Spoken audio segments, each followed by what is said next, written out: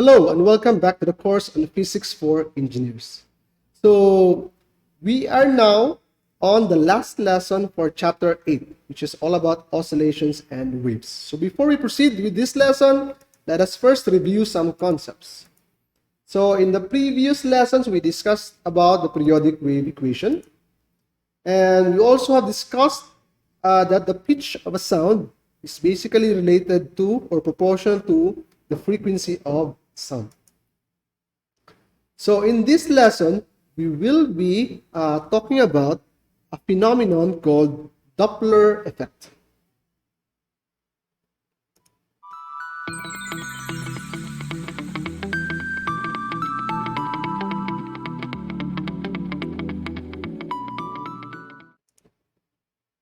So Doppler effect is a phenomenon where there is a change in frequency or pitch heard by a listener, L, due to its relative motion with the source of sound, S. So I'm going to play a video which demonstrates this effect.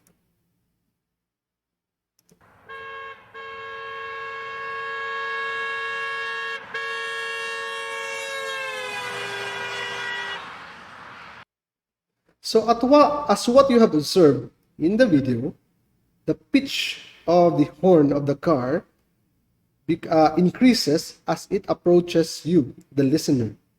And as it goes far away from you, the pitch becomes lower.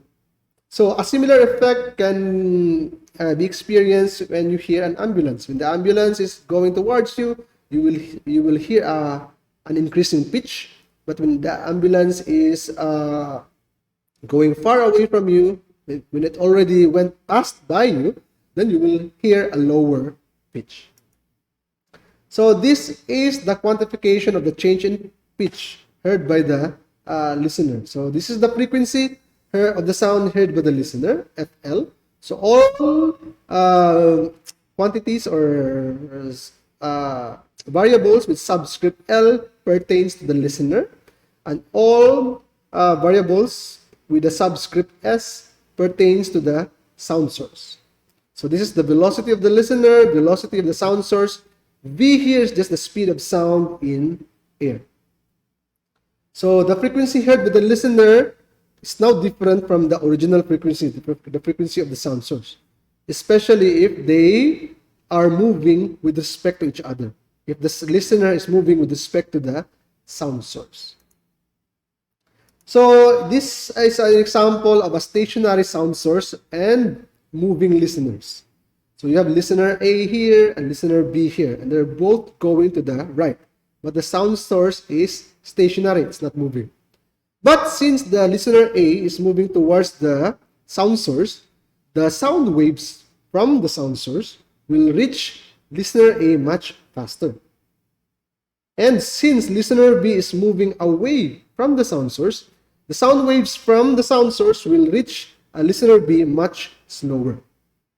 So in order to do this, we need to follow this convention. So this formula here for the frequency change for the frequency heard by the listener is based on this convention. So the velocities of the listener or the source is positive if it's directed from listener to source. So in this case, if we just consider listener A and source S, so the direction of listener to source is to the right, and listener is moving to the right, then therefore the velocity is positive. But for the second scenario, if we only consider the listener B and the source, the direction of listener to source is to the left, listener to source is to the left, but listener B is going to the right, therefore his velocity is negative. So we need to use these conventions because this formula or this equation is built upon this convention. Again, we must use this convention because this formula is based upon this convention. So that is physics actually all about. Some of physics are actually based on conventions. So when you try to utilize this equation, you have to follow conventions. And this is the conventions for the velocity of the listener and the sound source. Positive if it's in the same direction as the arrow pointing from listener to source. Negative, it's from source to listener. Okay. So this is another example of a moving sound and a moving listener. So in this example, you will notice that the wavelength here in front of the sound source is different from the wavelength from his back, because it's moving, the sound source is now moving in this direction to the right. So something like the sound waves, the crests here of the sound waves are closer together, and at the back it's farther apart. Now, if we follow this convention, the velocity of the listener here is positive, because it is in the same direction from the listener to source na arrow or direction. But the velocity of the source here is also positive, because it's in the same direction to the right. The listener to source direction is to the right. So this is the positive direction. So whenever you deal with problems involving Doppler effect, you need to write the arrow convention first, this one, so that you will be guided when to make the velocity positive or negative. Okay, let's have this example. A moving source with two moving listeners. Okay, so you have a thief. A thief is listener B. This one, this guy here, is moving at 5 meters per second and is being pursued by two policemen. So policeman LA, the first policeman is just a listener, is moving at 6 meters per second to the right. And the second policeman is the sound source, is moving at 3 meters per second. So this policeman is actually shouting stop, the word stop, but at a constant frequency of 300 hertz. I don't know how do you do that in real life. So, but let's assume that he's producing or generating sound at a frequency of 300 hertz. Okay, so assuming the speed of sound in the air is 340 meters per second, what is the wavelength of sound from the shouting policeman as heard by the second policeman and the thief? So basically, the wavelength heard by the thief and the second policeman, which is from the source. So we need to solve for the frequencies first before we can solve for the wavelength. Okay. So this is the Doppler effect equation for listener A. That one. So we have the subscripts A here. Now, we just consider this scenario. We forget about listener B first. So the listener to source arrow is to the right. So meaning the velocity of LA, the listener A, is positive, and the velocity of the source is also positive because they're also in the same direction to the right. So it's positive 6 here, and then positive 3 here, positive 3 meters per second times 300 hertz, and you will get the final answer is in hertz, 302.6 hertz.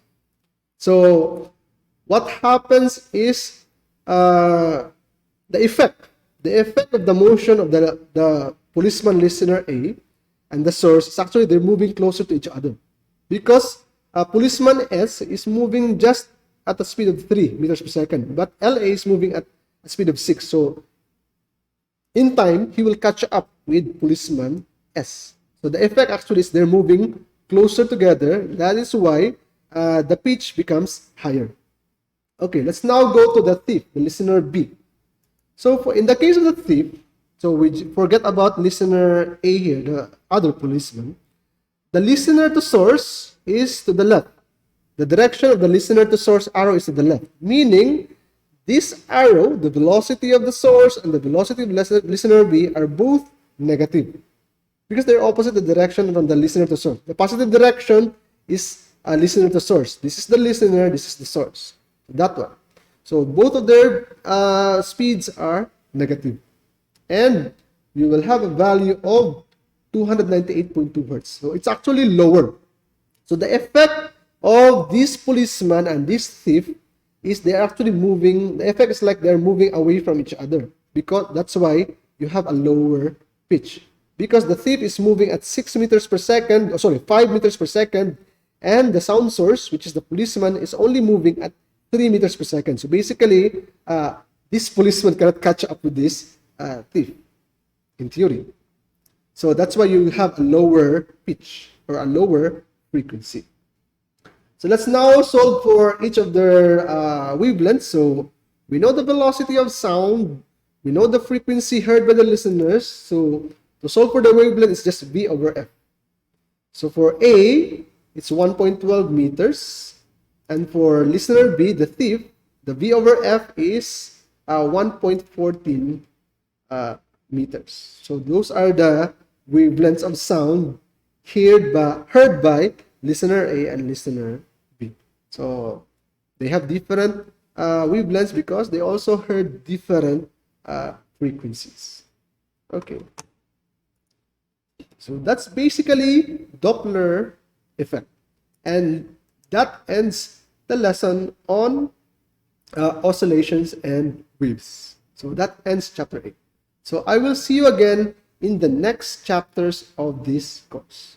So bye for now.